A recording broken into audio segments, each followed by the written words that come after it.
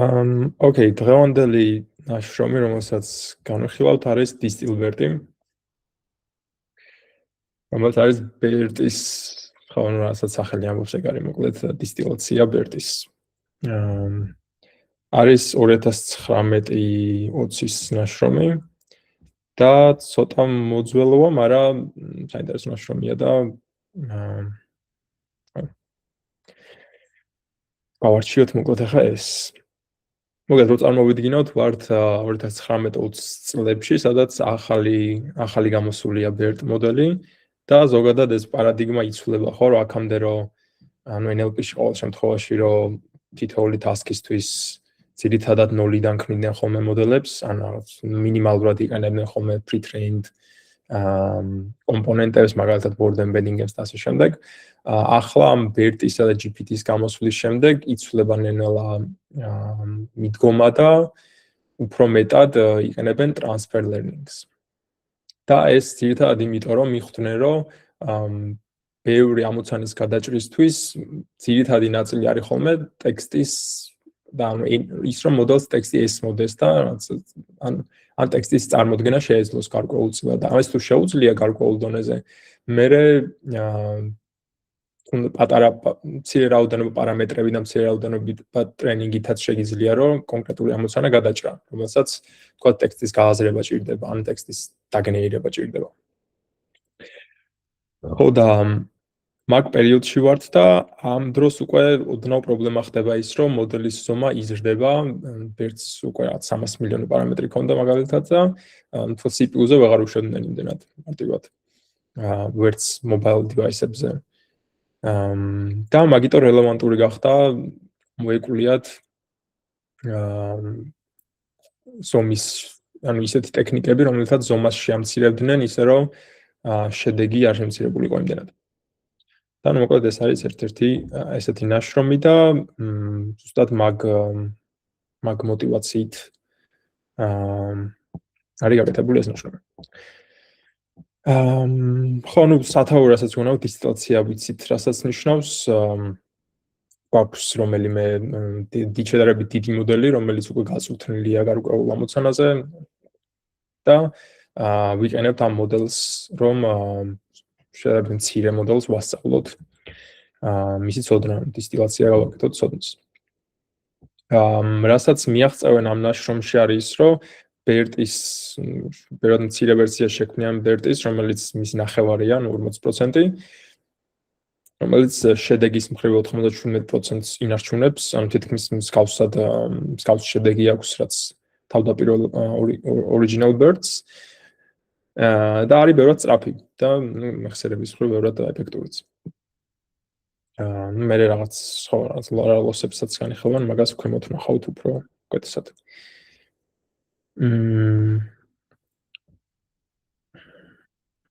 ანუ აქ რაზეც ვისაუბრე, იმაზეა საუბარი мотивациაზე ძირითადად და ამ ნაშრომში რას გააკეთებენ, ისე იგი რომ ანუ დისტილბერტს გაწვრთნიან, რომელიც ეფექტური იქნება, არაფერი ახალი აქ. აი, მოდი პირდაპირ გადავიდეთ, იმიტომ რომ რაზეც ვისაუბრე, იმაზე არის საუბარი პირველ სექციაში. გაზიარებული არ გაქვთ თუ აუ, მექსუნალოც. კიდე კაი შემახსენე. ხო, ახლა აი, მოკლედ, ნუ სანახავი არც არაფერი იყო აქამდე, რასაც ვლაპარაკობდი, დავიწყეთ და გადავუარეთ abstracts და introductions და ეხლა ვიწყებთ მოკლედ ავარი ნაწილით, დისტილაციის ნაწილით. მადლობა შეხსენებისთვის. ცოტა ვაპატარავებ. Okay, მოკლედ, დისტილაცია ვიცით, რაც არის ზოგადად უფრო კონკრეტულად რო წარმოვიდგინოთ ხოლმე, თქვათ, BERT-ის მოდელი ავიღოთ, NN-ის მოდელებზეა საუბარი და NN-ის მოდელებზე დავრჩეთ. თქვათ, mask language modeling-ის დროს იცით, რომ რანდომად სიტყვებს ვმასკავთ და მერე მოდელის მიზანია, რომ ამოიცნოს, რომელი სიტყვა არის დამასკული მაგ კონკრეტულ ადგილზე, მაგ ტოკენის, მაგ პოზიციის ვექტორიდან გამომდინარე. როცა ამას აკეთებს, ერთად გვაქვს hard label-ები, ანუ მთელი vocabulary, ანუ ერთი იმ კონტექსტში ვიცით, რომ ის ერთი კონკრეტული სიტყვა მოდიოდა მაგალითად, მაგ ეგ სიტყვა არის gold label, ანუ სამიზნე, რაც გვინდა რომ მოდელმა ამოიცნოს და დანარჩენს ვუშვებთ, რომ არის შეცდომა. ხო. იმიტომ რომ ვუტოლებ null-ს. თუმცა რეალობაში ესე არ არის ხოლმე, ხო? იმიტომ რომ ერთ კონტექსტში ძალიან ბევრი სიტყვა შეიძლება ჩდებოდეს. ან ყოველ შემთხვევაში ისე რომ შევხედოთ, რომ ყველა სიტყვა ერთნაირად არასწორია ერთ და იმავე კონტექსტისთვის, არც ეფექტურია და ხშირად უმჯობესი იქნება, რომ თქვათ იმის მაგივრად რომ hard label-ები გადავცეთ, სადაც მარტო ერთი-ერთიანი და ყველა ნოლი, და soft label-ები რო გქონდეს, რომ სიტყვებს რომელსაც მეტი შანსი აქვს იქ მოხვედრის, ოდნავ მაღალი ქულა გქონდეს, ვისაც არ აქვს შანსი, უფრო დაბალი გქონდეს რა. და ამას მოდელი სწავლობს თავისით გარკვეული ნაბიჯების მერე ისედაც. უბრალოდ იდეა ის არის, რომ დავეხმაროთ პატარა მოდელს უკეთესი სიგნალი გქონდეს სწავლისას, თუ მივაწვით ამ soft label-ებს, რომელსაც უკვე ასწავლი აქვს დიდ მოდელს. ხშირ შემთხვევაში დისტილაცია ძალიან მსგავსია ხოლმე, ანუ ლოსებიც არ იცვლება ხოლმე ხანდახან, ამ შემთხვევაში ცოტა ახალ ლოსს თავაზობენ, მაგრამ ლოსებიც იგივეა ხოლმე, რაც იცვლება არის ის, რომ hard label-ების მაგივრად, რომელსაც training data დავქმნით, გვაქვს ხოლმე soft label-ები. და აქ ასეთ ლოსს იყენებენ მოკლედ, ნუ მასწავლებელი მოდელი, როგორც ხვდებით, არის BERT-ი. და ვიღებთ masked language modeling head-ის განაწილებას, ან ბოლოს რა განაწილებას საბრუნებს BERT-ი თითოეულ ტოკენისთვის მთელ vocabulary-ზე, ხო? და ლოსი გამოიწვია ესე, რომ თითოეული მაგ მნიშვნელობისთვის მე ნორმალიზაციასაც ვუკეთებთ, რომ ალბათობის სახით წარმოადგინოთ თითოეული. და თითოეული ამ ალბათობისთვის საბოლოოდ ჯამავთ ეს ალბათობა გამრავლებული სტუდენტის მიერ დაბრუნებულ მნიშვნელობაზე ლოგარითმში. და რას გამოიწვევს ეს, რომ თუ მასწავლებელი ფიქრობს, რომ მაღალი ალბათობა აქვს რომელიმე ტოკენს, შემდეგ ეს ლოსი უბიძგებს სტუდენტს, რომ იმ მაგ ტოკენს მაღალი ალბათობა მიენიჭოს სტუდენტმაც, თუ დაბალი აქვს, დაბალი. ეს არის იდეა.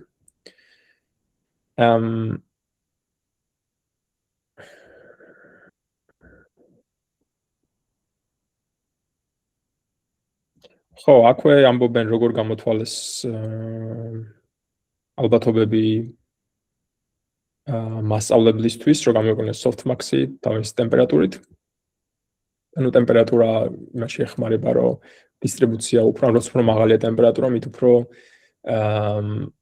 smooth არის დისტრიბუცია და უფრო მეტი ქულა ენიჭება იმ პოზიციებს მაგალითად, რომელსაც დაბალი მნიშვნელობა ექნებოდა თავიდანვე. თუ დაბალია პირიქით. ხო. და რა მნიშვნელობა მიენიჭეს მაგაზე არ არის საუბარი, უბრალოდ გაწვრთნის დროს თითქმის არა მხოლოდ დისტილაციის დროს, როცა ესეთი softmax-ის გამოთვლა გიწევს, ან განაწილების გამოთვლა გიწევს, ტემპერატურა მნიშვნელოვანია ხოლმე. თუმცა ხშირ შემთხვევაში უნდა მოსინჯოთ და მაგის მიხედვით ნახოთ ეს არ არის, რომ რაღაც ერთი მნიშვნელობა მუშაობდეს ყოველთვის ყველაზე კარგად. Okay, ეს ერთი ლოსი, მეორე ლოსი დატოვეს ჩვეულებრივი masked language modeling-ი რაც იყო. ანუ ვთქვით ალბათ რომ საერთოდ არ გამორიცხავს ერთმანეთს ჩვეულებრივი გაწვრთნის პროცესი და დისტილაცია, ორივე ერთად შეიძლება მოხდეს. შეიძლება გაწვრთნო როგორც hard label-ებზე, ასევე soft label-ებზე და ხშირ შემთხვევაში უკეთესიც არის ხოლმე რომ ორივე სიგნალი გქონდეს. და მოკლედ ეს ორი ლოსი და მესამე დაამატეს ესეთი რაღაც, რომ კოსინუსის მსგავსებას ითვლიდნენ hidden state-ებს შორის. ამას მივუბრუნდები ცოტა ხანში არქიტექტურაზე რო ვისაუბრებ, რომ უფრო გამოჩნდეს რაზე მაქვს საუბარი. მაგრამ მოკლედ ეს სამი ლოსი გამოიყენეს საბოლოოდ. ხო, არქიტექტურაზე რაც შეეხება, BERT-ი აიგა ჩვეულებრივად, ეს არის მასწავლებელი მოდელი, მოაშორეს ეს token type embedding-ი, რაც ბერტის ნაშრომიდან გახსოვთ ალბათ იყო იმისთვის რომ გაერჩიათ პირველი წინადადების და მეორე წინადადების ტოკენები, იმიტომ რომ ბერტს ხო ორ ობჯექტივზე წუთნიდნენ, მეორე იყო next sentence prediction და მაგისთვის ორ წინადადებას გადასცემდნენ და მოდელს რომ შეძლებოდა გაერჩია, მაგიტო გადასცემდნენ დამატებით, მაგიტო არსებობდა მოკლედ token type embedding-ის კონცეფცია. და ფულერიც მოაშორეს, ფულერი არის ის დამატებითი layer-ი CLS-ზე, რომ მე მაგ მის მიერ მოკლედ როლი აქვს, შეგვიძლია ჩათვალოთ როგორც text-ის representation-ით აბრუნებს, გამოიყენება ხოლმე რომ downstream ამოცანებზე, downstream ამოცანებისთვის იყოს ხოლმე input. მოკლედ ეს ორი მოაშორეს და layer-ების transformer ბლოკების რაოდენობა შეამცირეს ორჯერ, ანუ გაანახევრეს. დანარჩენ იგივე დატოვეს, ანუ აქაც არის საუბარი, ეს hidden dimensionality რაც აქვს, ეგეც იგივე დატოვეს, ეს ზომაში შემცირების მხრივ უფრო მიუდგნენ ზომის შემცირება განახორციელეს უფრო layer-ების შემცირებით და არა შიდა განზომილებების შემცირებით. რაც მნიშვნელოვანი არის ამ cosine loss-ისთვის, იმიტომ რომ აქ თუ ერთი და იგივე dimension არ გაქვს, ესე მარტივად ვერ გამოიყენებ. და ეხლა ვახსენებ, მაგრამ რას ნიშნავს ეს, როგორ გამოითვლება, რომ მოკლედ იდეა რა არის, რომ გვაქვს ორი მოდელი ხო, იდენტურები ჩათვალეთ, ოღონდ ერთს აქვს ორჯერ მეტი attention blocking. ხო? და ამის იდეა რა არის, რომ ეს პირველი ორი ლოსი რომ მარტო ბოლო layer-ზე მუშაობს, რადგან გვაქვს ბევრი უფრო მეტი მსგავსება ამ ორ მოდელს შორის, მოდი შუა layer-ების გავითვალისწინოთ და ვეცადოთ, რომ არა მხოლოდ ბოლოში მივცეთ სიგნალი, რომ მსგავსი იყოს ეს ორი მოდელი ერთმანეთს, არამედ შუა პროცესშივე დავიწყოთ ეგ. და რას აკეთებენ, რომ ყოველი აუთპუტები რაც არის მოკლედ რა იმის attention block-ის hidden ვექტორები ცდილობენ რომ თითოეულის მოკლედ loss-ი არის cosine similarity თulis ყოველ მეორესა დიდ მოდელს შორის და ყოველ output შორის students აი ვიზუალიზაცია რო შემეძლოს უკეთესად გაჩვენებდით ან იქნებ დავხატო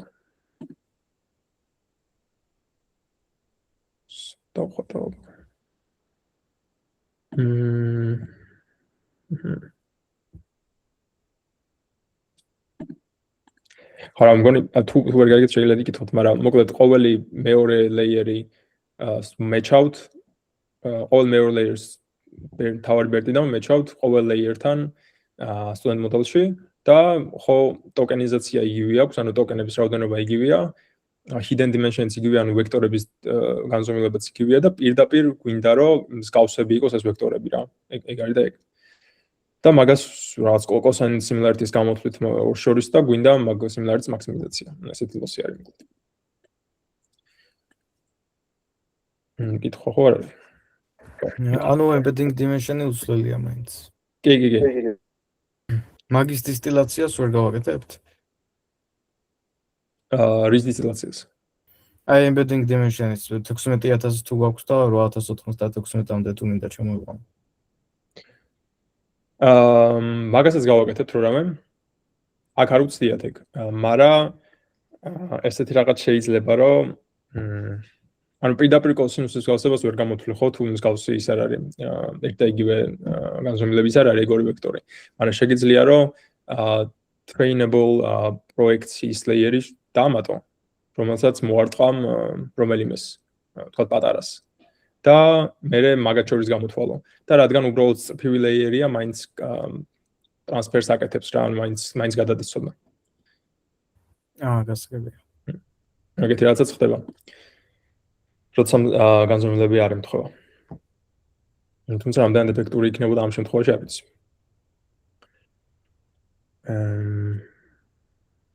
ოკეი. მაგრამ ამ შემთხვევაში როგორც თვითონ მეწერენ, ერჩივნათ რომ და საბოლოოდ რაღაც გამოთვალეს რომ layer-ების შემცირება უფრო მაინც საწერია.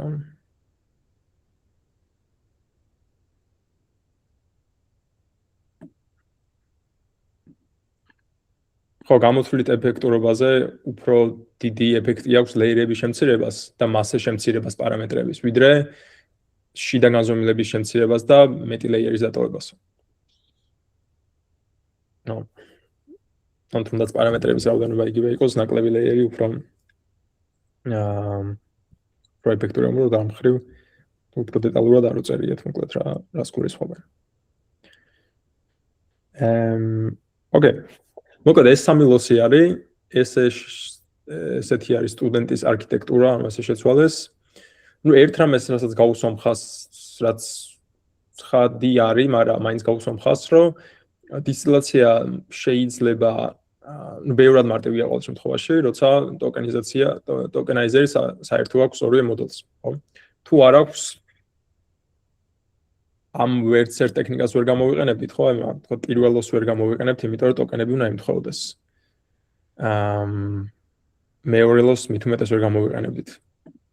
და რაღაც უნდა მოვიფიქროთ მაგ შემთხვევაში, თუ ტოკენიზაცია იგივე არ აქვს, ეგეთი მარტივი არ იქნება, რომ ყოველ შემთხვევაში ბერტის ტიპის მოდელის დისტილაცია. ამიტომ მნიშვნელოვანია, რომ ხო, ეგრე ტოკენიზაცია ქონდეს და ამას აკეთებენ კიდეც ზოგადად დღეს ძალიან მიღებული პრაქტიკა, აი მაგალითად თქვენი რომ მოდელების სერიას გამოუშვებს ხოლმე, ძირითადად რას აკეთებენ ეგენი, რომ ჯერ დიდ მოდელს წვრთნიან მარტო. ანუ მაგაში დებენ ყველაზე დიდ რესურსს, რომ მაქსიმალურად მაღალი დონის დიდი მოდელი მიიღონ და შემდეგ პატარა ზომებს ქმნიან უბრალოდ დისტილაციით დიდი მოდელიდან. იმიტომ რომ ძალიან ეფექტური არის პატარა მოდელზე დისტილაცია. როცა დიდი გაქვს მსგავსი ვარიანტი. ოკეი. აი, ესე იგი, ახლა სტუდენტის ინიციალიზაცია. ხო, ერთი რამ რაც აი ახლა ის გადაწყვეტილება რაც მიიღეს, რომ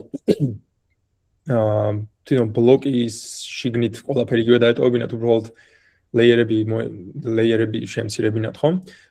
ეგ იმის საშუალებასაც აძლევთ, რომ ინიციალიზაცია პირდაპირ გადმოიტანონ არსებული წონები დიდი მოდელიდან პატარაში. ხო, უბრალოდ შესაბამის წონები რაც ექნებოდათ.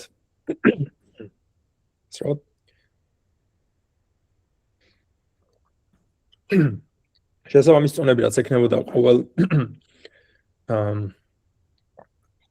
ლეიერს დიდ მოდელში, ვთქვათ, ხო, პატარა მოდელში თითოეული ლეიერი შეესაბამება ყოველ მეორეს დიდ მოდელში, ხო? ის წონები პირდაპირ გადმოიტანეს და ეგრე გაუკეთეს ინიციალიზაცია. და ქვემოთ ნახავთ, რომ ეს ბევრად დაეხმარა მოდელს, რომ კარგი შედეგი მიიღო. ნიკოლოზ, ისმენ? ორი წონა რო გვაქვს, ანუ საბოლოო ჯამში ხო ორჯერ მეტი ლეიერი გვაქვს და ანუ ასაშუალოებდნენ თუ როგორ შვებოდნენ ინიციალიზაციას? ხო და ანუ პირდაპირ გადმოიტანეს, ნახე, ეს პატარა მოდელი ხო უბრალოდ იგივე დიდი ვერსია, უბრალოდ ლეიერების რაოდენობა არის განახევრებული.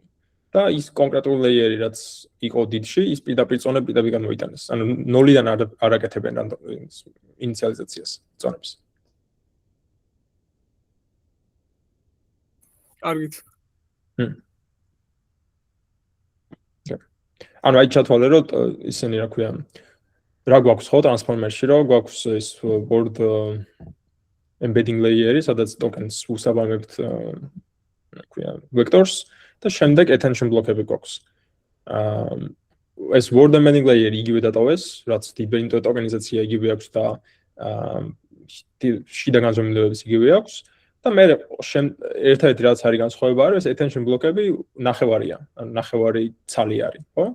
და ეგენიც იგივე დატოვეს რა, მოკლედ. მე მაგიდან წონები მივხვდი უბრალოდ თავიდან მეგონა რომ ანუ რახან განახევრებულია ლეიერები, აი ეს ორი წყვილი რაც იქნებოდა თვითონ ტრანსფორმერის ბლოკები დიდ ბერტში რაღაც სახით იქნებოდა კონკატენირებული, მაგრამ პრაქტიკაში არ იქნებოდა ეგ რაღაც ეფექტური.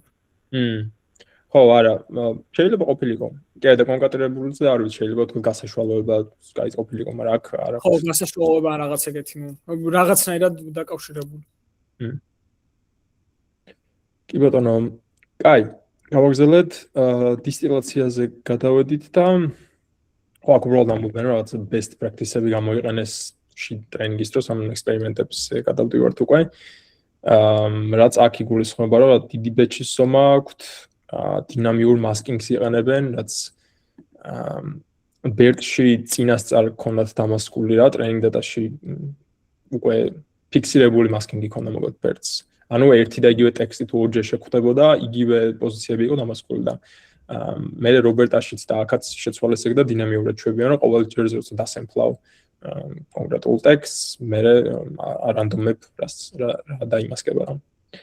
რაც ნუ რა თქმა უნდა ბუნებრივია რა უკეთესია. და ეს next sentence prediction ვაშორეს. აქვე გვაძლევენ შედარებას, რომ ეს დისტილბერტი ხო ამ მთელი ამ ნაშრომის დისტილაციის მოღამეც არის, რომ ეფექტურობას მივაღწიოთ გამოთვლითიან მეხსიერების მხრივ რა გამოთვლითი რესურსების ან მეხსიერების მხრივ და მაგ შედარებას გვაძლევენ, რომ რა დრო დაჭირა დისტილბერტის გაწვრთნას და ზუსტად იმავე, ანუ მონაცემებად გამოიყენეს ზუსტად იგივე რაც რასაც BERT-ი გაიცნო, ანუ ინგლისური ვიკიპედია და ეს წიგნების კორპუსი. და ამბობენ, რომ დაჭირდათ 8 ცალი V100 GPU 90 საათით, როცა შესაძლებლად თქვა რობერტა გაიწვრთნა 1000 V100 GPU-ზე ერთ წამებაში. ანუ რო გადავამრავლოთ, ბევრად მეტი გამოდის რობერტაცის. ოკეი, გადავიდეთ ექსპერიმენტებზე და მთავარი ბენჩმარკი, რომელზეც მოწმდებოდა, ეხაც ალბათ ასეთი მოდელები, BERT-ის ტიპის მოდელები არის GLUE. რომელიც არის საკმაოდ საინტერესო და დიდი ბენჩმარკი. და იდეა რა არის GLUE-ს, რომ ბევრ ამოცანას შეიცავს, სხვადასხვა ტიპისას, სხვადასხვა დომეინისას. თუმცა ყველაზე ერთი და იგივე საერთო აქვს, რომ ენის აღქმასთანაა დაკავშირებული რა. ანუ შეგიძლიათ ესე ვთქვათ, რომ ჯერ რაც მოდელს ენის აღქმა უნდა შეეძლოს და მე რაც გაწყვეტილებას მიგება, რაც არის ის ამოცანა. აი მაგალითისთვის, როგორი ტიპის ამოცანებია, არის კლასიფიკაციის ამოცანები, სადაც ტექსტს გადასცემდა ეს კლასი უნდა დააბრუნო, არის რეგრესიის ამოცანები, სადაც ტექსტის წყვილს გადასცემდა წყვილს მნიშვნელობა უნდა დააბრუნო, არის წყვილების კლასიფიკაციის ამოცანებიც. შეგვიძლია გადავხედოთ რა ტიპის ამოცანებია მაინც წარმოდგენა რო გქონდეთ. ეს არის GLUE-ს ნაშრომი, paper. აი მაგალითად, რამდენიმე ტიპი აქვს გამოყოფილი ამოცანების. პირველი არის single sentence ამოცანები. ერთ-ერთი არის ყოლა. და აქ რა არის ამის მუღამი, რომ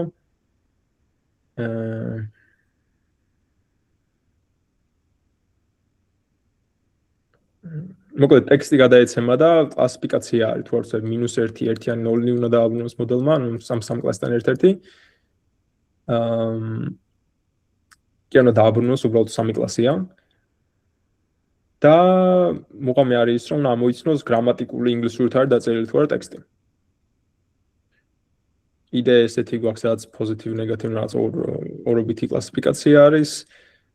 გვაქვს მსგავსების და პარაფრაზირების, პერიფრაზირების ამოცანები. აი მაგალითად Microsoft Research Purpose Corpus. აქ უნდა ამოიცნოს ორი ტექსტი არის და უნდა ამოიცნოს მოდელმა პერიფრაზი არის ერთი მეორის თუ არა. და როგორ იქნება ხო? ანუ აი ხო ერთი რამაზ დამავიწყდეთ თქვა რომ თითოეულს მოყვება ტრეინინგ დატა. ანუ ეს zero shot არ არის. ტრეინინგ დატა მოყვება თითოეულს, უნდა გაწვრთნა მოდელი ამაზე და მერე მოყვება ტესტ დატაც და მასე უკეთებ ევალუაციას. QQP გვაქვს, ანუ Quora-ს კითხვები, ეს შეიძლება შეხვედრიათ კიდეც ეს დასათი. ანუ ორი კითხვა გაქვს და ამოცანა არის ერთსა და იმავე რამეს კითხულობს თუ არა ეს ორი კითხვა. მაგის კლასიფიკაცია არის. STSP, ანუ Semantic Textual Similarity არის, სადაც ორი ტექსტი გაქვს და რამდენად სემანტიკურად მსგავსია ეგ უნდა გამოთვალო. აქ მნიშვნელობას აბრუნებ უკვე რიცხვს. რაღაც ჩარჩოში ალბათ, ვთქვათ 1-დან 10-მდე რიცხვი, სადაც 10 იქნება ძალიან ერთი და იგივეა, 1 იქნება, რომ საერთოდ არ ამსგავსი სემანტიკურად. სემანტიკურად არის გულის სოფას მნიშვნელობას მსხრივ რამდენად მსგავსია ორი ტექსტი ერთმანეთთან. გვაქვს NLI-ები, სადაც ამაზე წინაზეც ვისაუბრეთ, თუ არ ვცდები, რომ NLI როგორი ამას ეს არის ტიპის ამოცანაა, რომ გაქვს ჰიპოთეზა და მოკლედ წინადადება ერთი და მე მეორე წინადადებაც გაქვს და უნდა ამოიცნო ეს მეორე წინადადება პირველიდან გამომდინარეობს, ნეიტრალურია პირველთან მიმართებაში თუ უარყოფს. აი ესეთი ტიპის კლასიფიკაცია. მოკლედ ასეთი ტიპის ამოცანები არის გუგლში. და ანუ კიდევ ერთხელ გავიმეორებ, რომ მოყვება სატრენინგო data titles.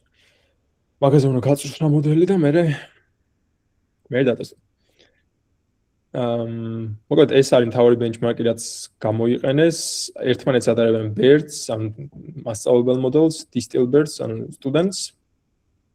და აქ ერთ-ერთი baseline-ი აქვს აღებული ELMO. ELMO არის იდეურად ძალიან საინტერესო და მსგავსი ნაშრომი BERT-ის, ოღონდ იყენებენ LSTM-ებს. და ELMO-ს იდეა იგი იყო ზუსტად, რომ მოდი შევქმნათ რაღაც მოდელი, ცოტა შუამავალი მოდელი, რომელსაც შეიძლება კონტექსტუალური რეპრეზენტაციის დაბრუნება ტექსტისთვის, რომელსაც მე გამოიყენებ, რომ სხვა ამოცანა გადაჭრა რა. და ორმხრივი LSTM იყო. ხო, რომელიც ბოლო მესაც რამდენიმე ლეიერიანი, რომელსაც ბოლო რეპრეზენტაციებსაც იყენებდნენ მე, რომ downstream task-ები გადაეჭრათ. მოკლედ BERT-ის მსგავსია, ოღონდ LSTM-ებით. და უფრო ძველია, რა თქმა უნდა. მოკლედ ეს სამი მოდელი გვაქვს. აი და მოდი შედეგები ვნახოთ. ხო, აქ არის ეს ამოცანები და აქ გვაქვს საშუალო. როგორც ხედავთ, DistilBERT-ი ELMO-ს ჯობნის. და BERT-თანაც ძალიან შორს არ არის. რაღაც ორი ქულა აკლია, 2.5 საშუალოზე. რაც არ არის ცუდი შედეგი.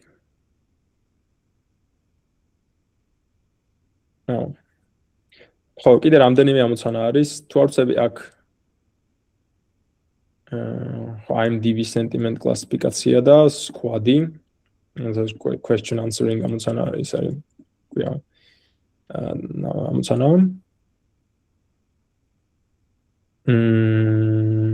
და აქაც მსგავსი, შედეგი გვაქვს, რომ დიდად არ ჩამოუვარდება BERT-ს მოკლედ. ხო, ერთ საინტერესო რამ რაც გააკეთეს აქ არის, რომ როგორც გითხარით ამ ამოცანებისთვის დამატებით უკეთებ fine tuning-ს მოდელს, ხო? ჯერ მაგათ training data-ზე. კონკრეტული ამოცანის. და აი ეს fine tuning-ის დროსაც ხო შეგვიძლია გამოვიყენოთ დისტილაცია, ხო? რატო არა? მით უმეტეს ხო ერთი რამ რაც დამოვიწყე მე თქვა, რომ ამ ნაშრომს რა ახალი რა, ბევრი არაფერი რეალურად, იმიტომ რომ იდეების მხრივ თითქოს ახალი არაფერი, უბრალოდ შეკრიბეს აქეთ-იქეთ რაღაც და გაერთიანეს და უფრო კარგი შედეგი აჩვენეს და რაც ამბობენ არის, რომ აქ ჩვენ ნაშრომამდე ძირითადად ფოკუსი იყო იმაზე, რომ დისტილაცია გამოიყენებინათ კონკრეტული ამოცანისთვისო რა, აი თქვა fine tuning-ის დროს ვაკეთებდი, თქვა ყავდა უკვე მოდელი, დიდი მოდელი, რომელსაც შეეძლო question answering ამოცანის კარგად გადაჭრა და იმას იყენებდიო და ეს ნაშრომი იმით არის განსხვავებული, რომ საწყის ეტაპზე ცდილობენ თავიდანვე ცდილობენ დისტილაციის გამოყენებას მოკლედ. და აჩვენებენ, რომ ეგეც ეფექტურია. კიდე ეგ არის ეფექტური. და ხო, აი აქ ეგეც ეცადეს მოკლედ, რომ ეს DistilBERT-ი გვაქვს და უნდა fine tuning გავუკეთოთ ახლა squad-ის training data-ზე, რომ მე evolve-ია გავუკეთოთ squad-ზე და ამ fine tuning-ის დროს მოდი ჩვეულებრივი ტრენინგთან ერთად დისტილაციას გამოვიყენოთ. და როგორც ხედავთ, აქ კიდე უფრო გაამჯობესა შედეგი და კიდე უფრო მიუახლოვდა BERT base. ოღონდ აქ თუ არ ვწევი BERT base არ გამოიყენეს დისტილაციის დროს, fine tuning-ის დროს. გამოიყენეს BERT base-ის და fine tuning-ებული ვერსია. კიდე ერთ წუთი. სად ვიყავით? ხო, BERT-ის ის ვერსია გამოიყენეს, რომელიც squad-ზე და fine tuning-ებული იყო უკვე, იმიტომ რომ უფრო მეტი ვინმე შემოდის. კი ბატონო. ხო, იმიტომ რომ უფრო ანუ უკეთეს მასწავლებელი რო ყოფილიყო მოგვით. ოკეი. კაი. ეხლა ვისაუბროთ აბლაციებზე. და ერთ-ერთი აბლაცია რაც გააკეთეს აქ არის ის, რომ როგორც გითხარით, 3 loss ფუნქცია გამოიყენეს, ხო? გქონდა ეს დისტილაციის loss-ი, ეს LCE, გქონდა cosinus loss-ი და mask language modeling MLM, ხო? და აბლაციას აკეთებენ ახლა, რომ თითოეული ამოიღეს, ანუ ორზე დაატრენინგეს და ნახეს როგორ იცვლებოდა შედეგი საბოლოო ვერსიასთან მიმართებაში, ხო, საბოლოო ვერსია იყო, სადაც 3 ველოს გამოიყენეს. როგორც ხედავთ, ყველაზე დიდი ნეგატიური გავლენა შედეგზე აქვს თუ ამოვიგებთ დისტილაციას. და ყველაზე მინიმალური აქვს mask language modeling-ის ამოღებას. იმიტომ როგორც ჩანს დისტილაცია საკმარისია. და ამ კოსინუსის გავსებაზე საკმაოდ დიდი გავლენა აქვს. იმიტომ რომ როგორც გითხარით, ეს ახლა ძალიან იდეალური ვარიანტია, რომ თითქმის ყველაფერი იგივე ამ ორ მოდელს შორის, გარდა ბლოკების რაოდენობისა. და ეგ იმდენად მინიმალური ცვლილებაა, რომ ხო, ძალიან კარგად გამოდის ინიციალიზაცია მოდელის. და მე უფრო ერთი ინიციალიზაცია და მეორე უფრო ძლიერი სიგნალის გადაცემა მასწავლებლიდან მოსწავლეზე. რადგან განზომილებები იგივე აქვს. და აქვე თქვათ ინიციალიზაციას რომ მნიშვნელობა ქონდა ეგეც რომ მაგას რომ გაუსვან ხაზი, რა გააკეთეს რომ ზუსტად იგივე ლოსები დატოვეს, უბრალოდ სტუდენტი ინიციალიზაცია გააკეთეს რანდომად. და ამან კიდე უფრო დიდი უარყოფითი შედეგი იქონია ტრენინგზე. ხო. ანუ ეხლა ეს შედეგები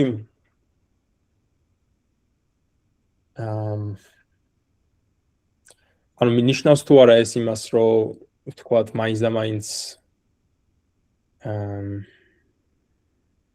ანუ უპირატესობა მისცა მოკლედ მოდელს და უკეთესად გაგრძელდა გაწვრთნის პროცესი, მაგრამ ეს იმას არ ნიშნავს მაინც და მაინც ახლა ეს შედეგი, რომ რანდომად რო გავუკეთებინა ინიციალიზაცია ყოველთვის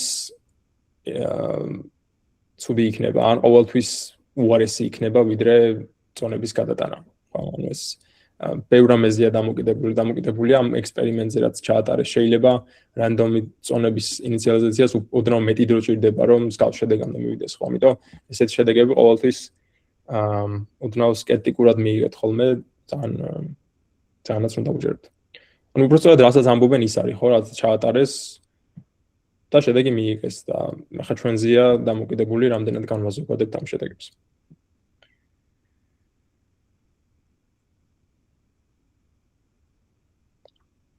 Okay. კიდე იყო რაღაც. ხო, ნუ ეს ეფექტურობაზეც გამოთვალეს სისწრაფე და ამდენი პარამეტრი აქვს. ნუ უფრო სწრაფია ვერტი ხო, იმიტომ რომ ბევრად პატარა.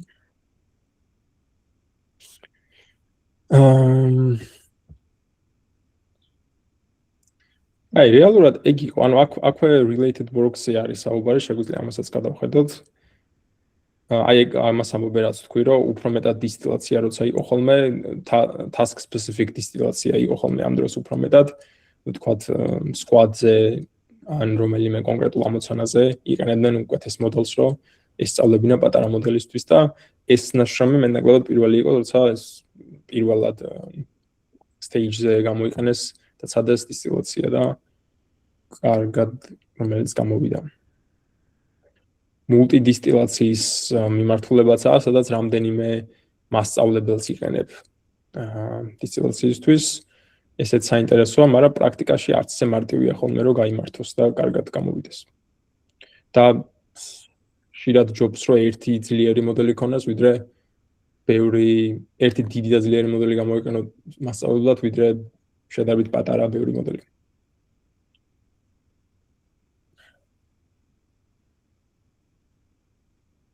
და ხო, სხვა კომპრესიის ტექნიკებზეც არის საუბარი.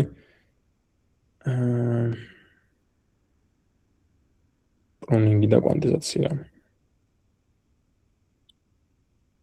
Okay. სულ ეს იყო. აი მე კითხვა ხო არ გაქვთ.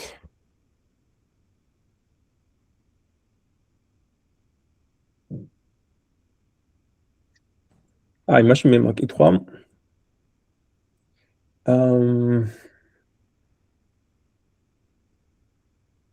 სხვა რა გზები გაფიქრდებათ, აი მაგალითად ამ ბერტის შემთხვევაში ხომ? თუ გაფიქრდებათ რამე გზა დამატებით კიდე რისი დისტილაცია შეიძლება, აი რა შეგვიძლია რომ დისტილაცია გავაკეთოთ. აი რა სხვა რა სიგნალი შეიძლება მივცეთ იმიდან რა ქვია.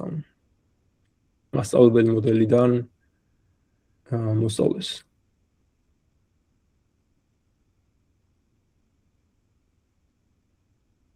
ან დაუშვათ რომ ეს შიდა განზომილება იგივე არ არის. ამიტომ მაგ cosine similarities ვეღარ ვაკეთებ იმდან მარტივად. ან იმ პროექციას თუ ვიყენებთ არ მუშაობს კარგად. აი მაგ შემთხვევაში დამატებით სიგნალად, ну აი mask language ეს ბოლო token prediction-ზე მუშაობს. რა თქმა უნდა, იმიტომ რომ ტოკენების vocabulary იგივე აქვს. მაგრამ რო რამე სხვას რას გამოიყენებდით? რამე იდეა ხო არ გაქვთ? როგორ გააკეთებთ დისტილაციას? ანუ embedding-ების ზომა თუ არ ემთხოვა?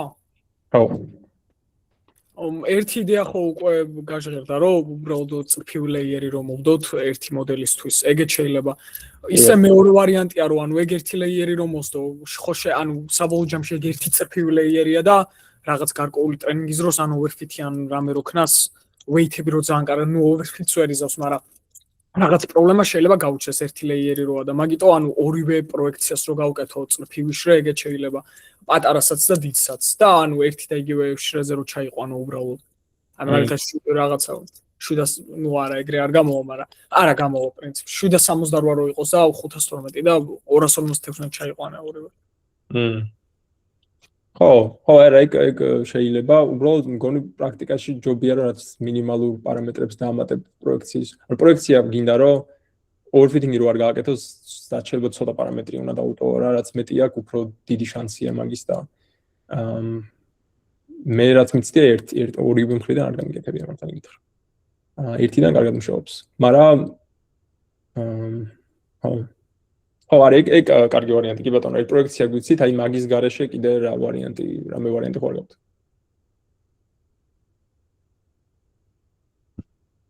აი attention ოპერაციას რო დააკვირდეთ, აი attention-ის გამოთვლის დროს რა გვაქვს ისეთი, რისი დისტილაცია შეიძლება. და რაც განზომილებაზე არა დამოკიდებული, ვექტორის განზომილებაზე.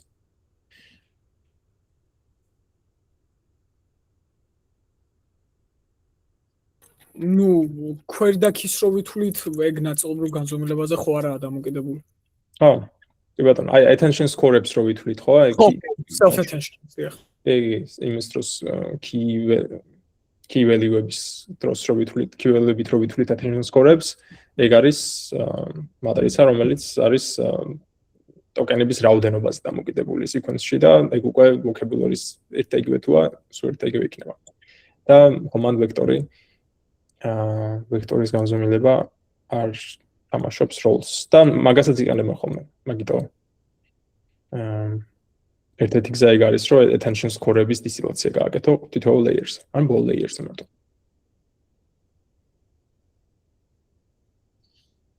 Embedding მოდელებში მაგალითად წინა სესიაზე რაზეც ვისაუბრეთ, მან პირდაპირ ბოლო embedding-ებზე ხდება ხოლმე დისტილაცია. თუ განზომილება ემთხოვა embedding-ების თლად კაი, თუ არ ემთხოვა პროექციის layers იყენებენ ხოლმე. ასევე embedding მოდელებში როგორ ხდება იცით, კონტრასტული სწავლების დროს ხო batch-ი გვაქვს ხოლმე და რა ვშვებით ხო, რომ ვითვლით მსგავსებას თითოეულ წყვილსა და მოკლედ batch-ში რაც გვაქვს წყვილებად თითო რო არის წყვილი ხო?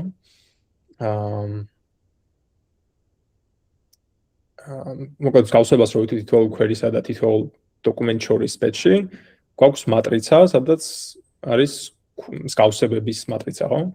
და შეგვიძლია ეს მსგავსების მატრიცის დისტილაცია გავაკეთოთ, ხო, სადაც პირდაპირ ამ relevance score-ებს ვასწავლით დიდი მოდელიდან პატარაზე. ეგეც ერთ-ერთი ვარიანტი. ეს გაიგეთ ხო, რაც embedding მოდელებზე როგორ იქნებოდა? თუ არა. ამ წყვილები ხო გვაქვს, query document წყვილები embedding models როცა ვწვრთნით. და პირდაპირ ჩათვალეთ, რომ აი ამ მსგავსების წყვილების უკეთებ დისტილაციას რა. კი და მსგავსების ქულებს უკეთებ დისტილაციას. თუ დიდი მოდელი ამბობს, რომ ამ წყვილს შორის უნდა იყოს ამ ორ ვექტორს, რომ მსგავსებად dot products გავუკეთებთ, თუ მაგის მსგავსება არ ნორმთელი როა, ვეუბნებით სტუდენტ მოდელსაც, რომ უნდა იყოს ნორმთელი როა. ეს შემდეგ.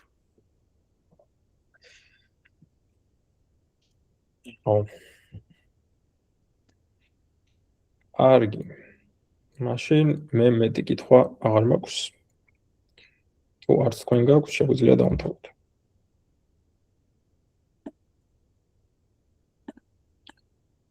ხო. კარგად.